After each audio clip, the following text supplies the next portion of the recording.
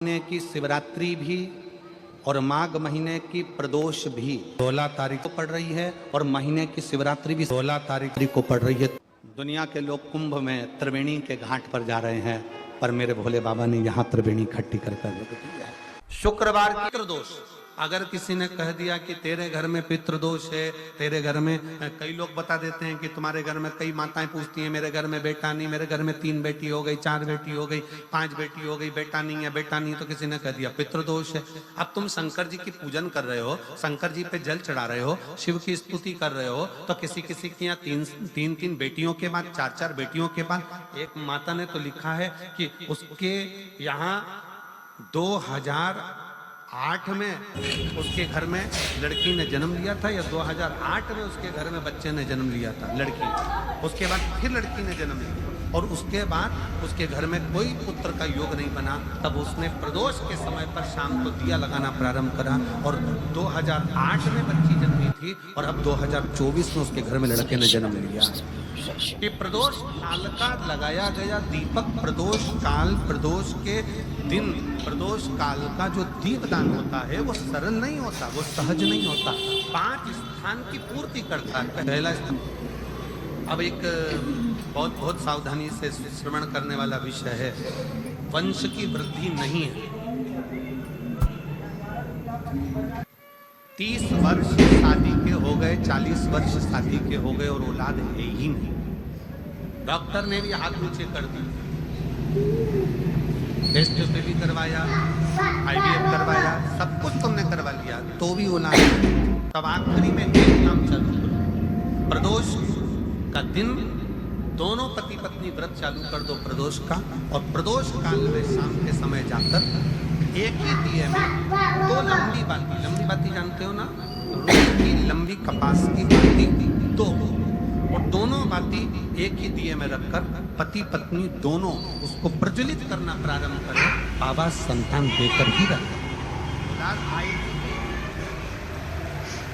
दीप की जो एक जगत जननी जगदम्बा दुर्गा भवानी के लिए गोल बाती का प्रयोग कम होता है, लंबी बाती का प्रयोग क्यों?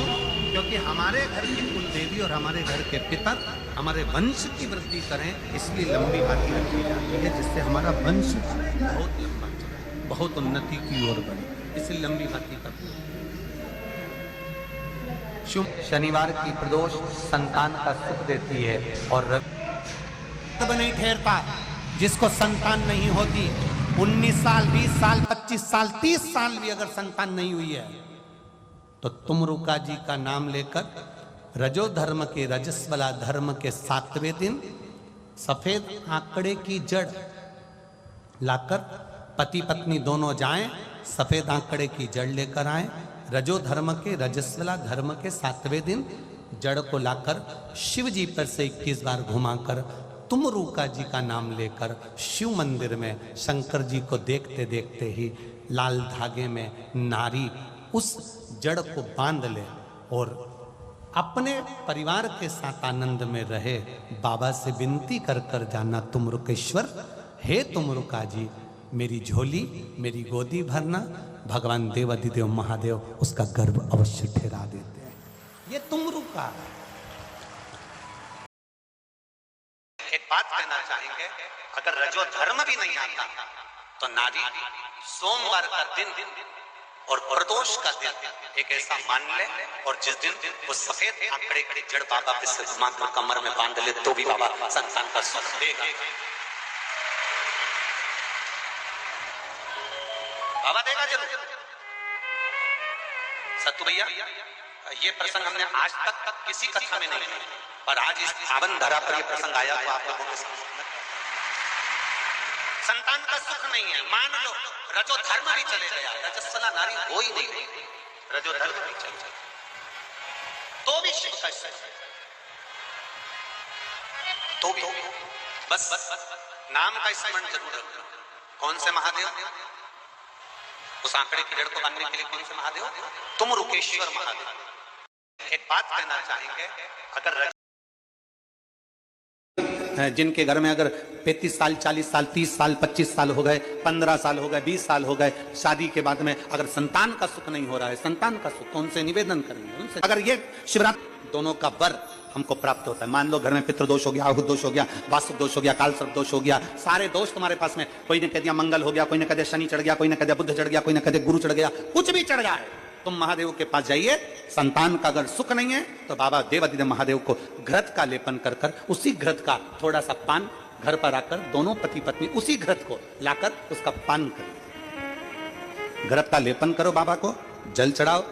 अगर लेपन नहीं कर सकते तो थोड़ा सा चढ़ाकर भी अगर लेकर आओगे और वो घृत का पान अगर करा है तो संतान का सुख होता ही है।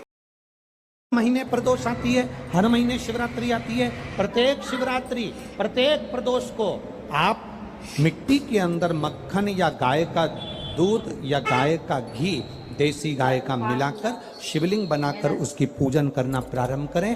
1 साल पूरा नहीं होगा, भले 20 साल हो गए होंगे, पर आपका गर्भ जरूर ठहरेगा, ये निश्चित। भले 20 साल हो गए, 22 साल हो गए, 25 साल हो गए, डॉक्टर ने मना कर दिया नहीं होगा, फिर भी आप बाबा पर भरोसा, बोल बम का नारा है। आप विश्वास के साथ शिव की आराधना करें। गाय, देसी गौ माता का दूध, मक्खन, घी, ये हमारे मिट्टी के अंदर मिलाकर जब हम शिवलिंग का निर्माण करते हैं तो हमारा वंश बढ़ता है। महीने प्रदोष आती है, शिवरात्रि के दिन रात्रि को चढ़ाया गया गेहूं का दाना, अगर जिसके यहाँ 30-30 साल तक भी औलाद ना हो, उसके घर में भी भगवान बच्चा दे देता है। ये शिवरात्रि के दिन रात्रि को चढ़ाया गया